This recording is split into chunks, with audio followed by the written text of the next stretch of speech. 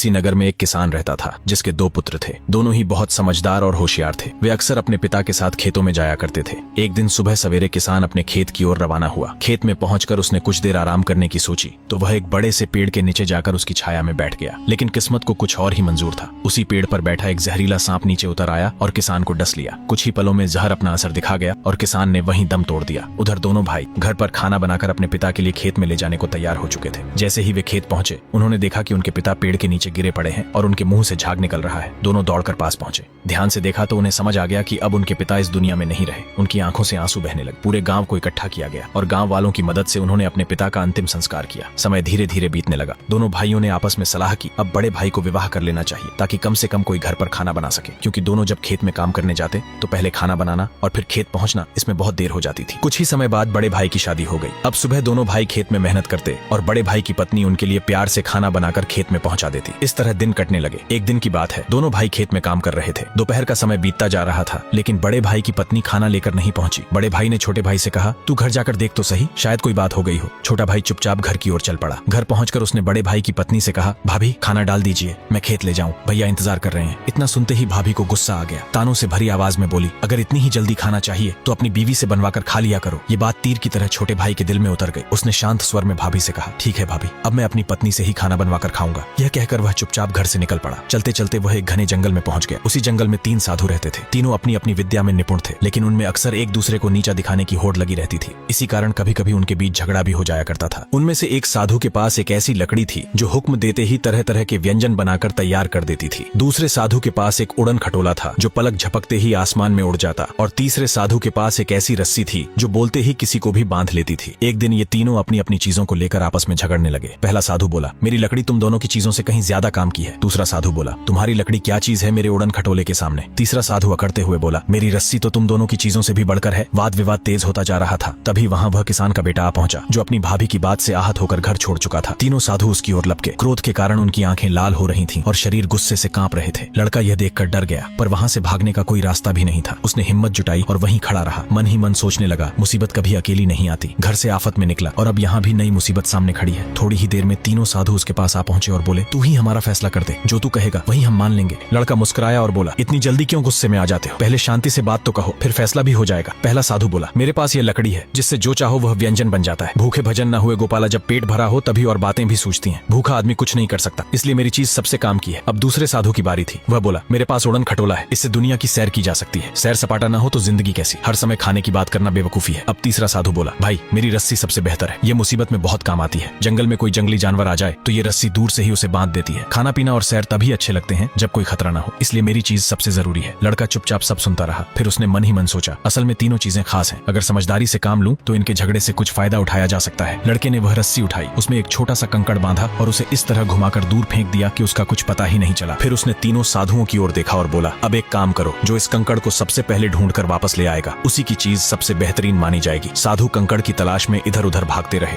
उधर वह लड़का साधुओं की रस्सी और लकड़ी लेकर उड़न खटोले में बैठा और हवा में उड़न छू हो गया। काफी देर बाद जब तीनों साधु कंकड़ खोजते खोजते थक गए तो उन्हें अपनी अपनी चीजें याद आईं और वे उल्टे पांव दौड़ते हुए लौटे। लेकिन जब अपनी जगह पहुंचे तो देखा वहां तो कुछ भी नहीं था। जिन चीजों के लिए आपस में झगड़ा करते रहे थे वही चीजें अब गायब थीं। तीनों सिर पकड़कर बैठ गए और अपनी किस्मत को कोसने लगे। दूसरी तरफ वह लड़का उड़ता हुआ एक भव्य नगर में पहुंचा। खटोले को नीचे उतारकर वह नगर की गलियों में घूमने लगा। घूमते घूमते उसे एक अजीब सी बात पता चली, इस नगर की राजकुमारी किसी पुरुष का चेहरा तक नहीं देखती। यह सुनकर उसके मन में एक अजीब सी जिज्ञासा और आकर्षण पैदा हुआ। उसी पल उसने प्रण लिया, मैं शादी करूंगा तो सिर्फ इसी से। दिन भर तो वह चैन से सोया और जब आधी रात हुई तो चुपचाप उड़न खटोले से राजमहल के पास पहुंचा। महल की पूर्व दिशा की खिड़की खुली हुई थी। वह रस्सी के सहारे राजकुमारी के कमरे में जा पहुंचा। राजकुमारी गहरी नींद में थी। उसने धीरे से अपनी कंबल उतारी और राजकुमारी को ओढ़ा दी और राजकुमारी की कंबल उठाकर खुद ओढ़ ली। सुबह जब राजकुमारी की नींद खुली तो वह चौंक गई। उसने तुरंत दासियां बुलवाई और गुस्से में कहा, इस कंबल को ले जाओ और आग लगा दो। फिर वह राजा के समक्ष पहुंची और राजा को यह बताया कि उसके कमरे में रात को एक चोर ने दस्तक दी थी। उसने अपनी कंबल मुझे ओढ़ा दी और मेरी कंबल खुद ले गया। राजा यह सुनकर गहरी चिंता में डूब गया। फिर उसने एक तरकीब लगाई। उसने सैनिकों से कहकर एक कड़ाह में स्याही भरवाई। फिर उस कड़ाह को पूर्व की खिड़की के नीचे रखवा दिया ताकि जब वह चोर वापस उस खिड़की से आए तो वह इस कड़ाह में गिरे और उसके कपड़े काले हो जाएं और वह पकड़ लिया जाए। लेकिन दूसरी तरफ उस लड़के को राजा की इस चाल का कुछ पता नहीं था। वह दूसरी रात भी बिना डरे राजमहल की खिड़की के पास पहुंच गया और रस्सी से ऊपर चढ़कर जैसे ही खिड़की से उतरा तो वह धड़ाम से स्याही के कड़ाह में जा गिरा।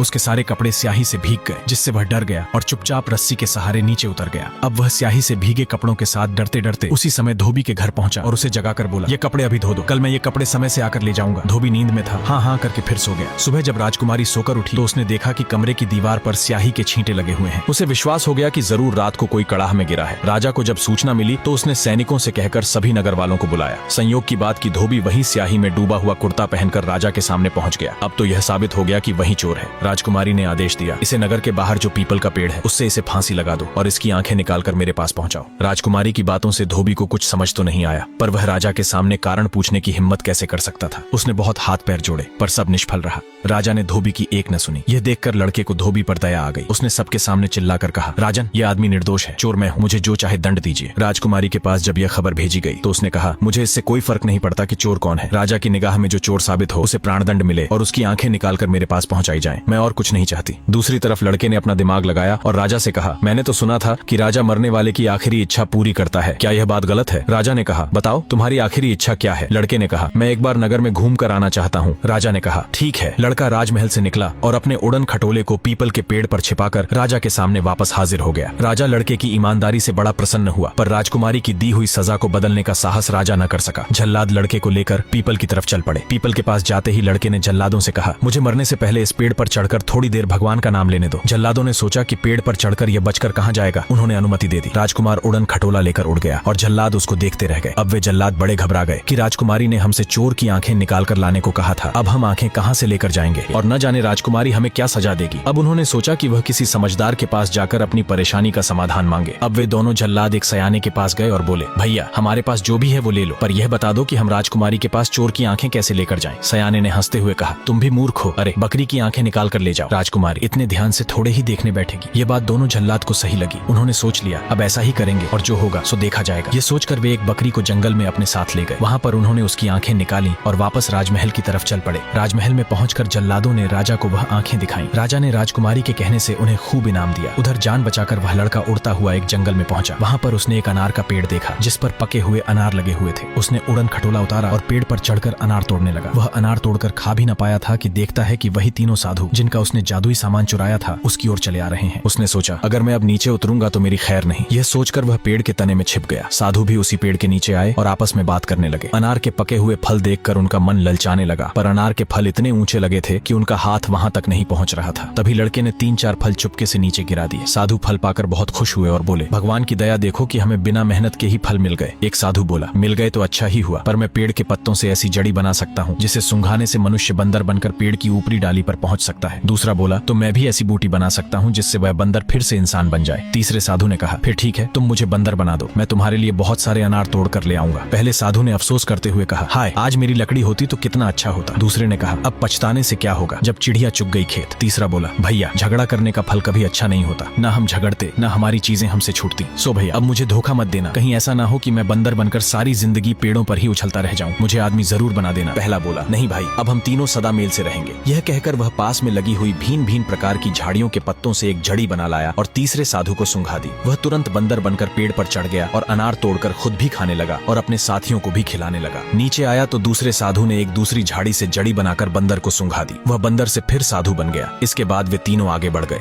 जब वे आंखों से ओझल हो गए तो वह लड़का पेड़ से नीचे आया और उसने दोनों तरह की जड़ी बूटियां तोड़कर अपनी जेब में रख ली। रात को वह चुपचाप पूर्व की खिड़की से उसी राजकुमारी के कमरे में जा पहुंचा और उसे जड़ी सूंघा दी। जड़ी को सूंघते ही राजकुमारी बदरिया बन गई। लड़का उसे उड़न खटोले में बिठाकर जंगल की तरफ उड़ चला। जंगल में पहुंचकर उसने आग जलाई और उसके पास बैठ गया। बंदरिया को उसने थोड़ी दूर पर छोड़ दिया। खो खो करके बंदरिया सो गई। जब लड़के ने देखा कि बंदरिया सो गई है तो फिर उसने दूसरी जड़ी निकाली और उसे सूंघा दी। जड़ी सूंघते ही बंदरिया राजकुमारी बन गई। लड़का यह देखकर वापस आग के पास जाकर बैठ गया। दूसरी तरफ जंगल में चारों ओर शेर दहाड़ रहे थे। राजकुमारी डर के मारे जग पड़ी और चिल्लाने लगी। उसने देखा कि थोड़ी दूर पर आग जल रही है और उसके पास एक नौजवान युवक बैठा हुआ है। यह देख वह उस ओर दौड़ पड़ी। लड़के के पास जाकर उसने कहा, मुझे बचाओ, मुझे इस जंगल में अकेले डर लग रहा है। लड़के ने कहा, राजकुमारी मेरे पास आने की कोशिश मत करो, मैं स्त्रियों का मुंह देखना पाप समझता हूँ। जब राजकुमारी बहुत गिड़गिड़ाई तो लड़के को दया आ गई। उसने कहा, मैं तुम्हें अपने पास तभी रहने दूंगा जब तुम मेरे साथ विवाह करने का वचन दोगी। मरती क्या न करती। बेचारी ने झट से लड़के को विवाह का वचन दे दिया। अब वे दोनों पास बैठकर बातें करने लगे। राजकुमारी ने बातों ही बातों में लड़के से उसकी सारी बातों का भेद ले लिया और जब वह लड़का सो गया तो राजकुमारी उसे सोता छोड़कर उसके उड़न खटोले में बैठकर उड़ गई। जब सुबह सुबह उस लड़के की नींद खुली तो वह राजकुमारी की सारी चालाकी समझ गया, लेकिन उसने राजकुमारी को जादुई जड़ी के बारे में कुछ नहीं बताया था। उसने सोच लिया कि राजकुमारी को मैं उसकी चालाकी की सजा जरूर दूंगा। अब वह उचित समय का इंतजार करने लगा और एक रात मौका पाकर वह फिर राजकुमारी के कमरे में पहुंच गया और राजकुमारी को बंदरिया बनाकर चुपचाप दबे कदमों से वहां से भाग आया। सुबह होते ही सारे नगर में शोर मच गया कि राजकुमारी बंदरिया बन गई है। जो कोई भी उसके पास जाता है वह उसे खों-खों करके काटने दौड़ती है। राजा भी इस बात से बहुत परेशान हो गया और उसने विवश होकर पूरे नगर में यह ढोल पिटवा दिया कि जो कोई भी राजकुमारी को उसके वास्तविक रूप में वापस लाकर देगा उसके साथ राजकुमारी का विवाह कर दिया जाएगा और साथ ही उसे आधा राज्य भी दे दिया जाएगा। लड़का तो उस नगर में था ही, वह एक साधु का वेश बनाकर राजमहल की तरफ चल पड़ा। राजमहल के बाहर सिपाहियों ने उसे रोक लिया और पूछने लगे, तुम कौन हो और अंदर कहाँ जा रहे हो? उसने सिपाहियों से कहा, मैं एक तपस्वी हूँ और मैं 1 मिनट में राजा की लड़की को बंदरिया से फिर राजकुमारी बना सकता हूँ। सिपाही उस ब्राह्मण बने लड़के को राजा के सामने ले गए। लड़के ने कहा, राजन, मैं अपनी विद्या राजकुमारी पर चलाऊंगा, लेकिन उस समय वहाँ कोई भी मौजूद नहीं होना चाहिए। राजा मान गया और लड़के को एकांत में राजकुमारी के पास भेज दिया। लड़के ने सैनिकों से कहकर बबूल के कांटे मंगवाए और उन कांटों पर बंदरिया बनी राजकुमारी को मंगवाकर सुला दिया। बंदरिया और भी जोर से खों-खों करने लगी। उसका सारा शरीर कांटों से भर गया। बंदरिया कांटों से निकल नहीं पा रही थी। लड़के ने उसे जड़ी सूंघा दी। जड़ी को सूंघते ही बंदरिया राजकुमारी बन गई। लड़के ने राजकुमारी को वैसे ही कांटों पर रहने दिया। फिर राजकुमारी के कुछ देर प्रार्थना करने पर लड़के ने कहा, मैं स्त्री को स्पर्श नहीं करता। राजकुमारी यह सुनकर अपने किए पर बहुत लज्जित हुई और उसने लड़के से बार बार माफी मांगी। तब लड़के ने बड़ी मुश्किलों से उसे कांटों से बाहर निकाला और राजा के आगे लेकर पहुंचा। राजा बड़ा प्रसन्न हुआ और राजकुमारी का विवाह उस लड़के के साथ कर दिया और खूब दान दहेज दिया। साथ ही आधा राज्य भी उसे सौंप दिया। लड़का राजकुमारी को लेकर भाभी के पास गया और बोला, भाभी, मैंने घर बसा लिया है, अब तुम्हें मेरी खातिरदारी नहीं करनी पड़ेगी। भाभी बोली, मैंने तो मजाक में कहा था, मुझे क्या मालूम था कि मेरी जरा सी बात तुम्हें इतनी बुरी लग जाएगी। इसके बाद वह लड़का अपनी रानी के साथ अच्छी तरह रहने लगा और अक्सर अपनी पत्नी से मजे में कहता, तुम अब तो उड़न खटोला चुरा कर नहीं भागोगी। राजकुमारी हंसकर कहती, अब तो तुम मुझे बंदरिया नहीं बनाओगे। तो दोस्तों, कैसी लगी आपको यह कहानी? कमेंट में जरूर बताइए और ऐसी ही कहानियां देखने के लिए चैनल को सब्सक्राइब करना ना भूलें।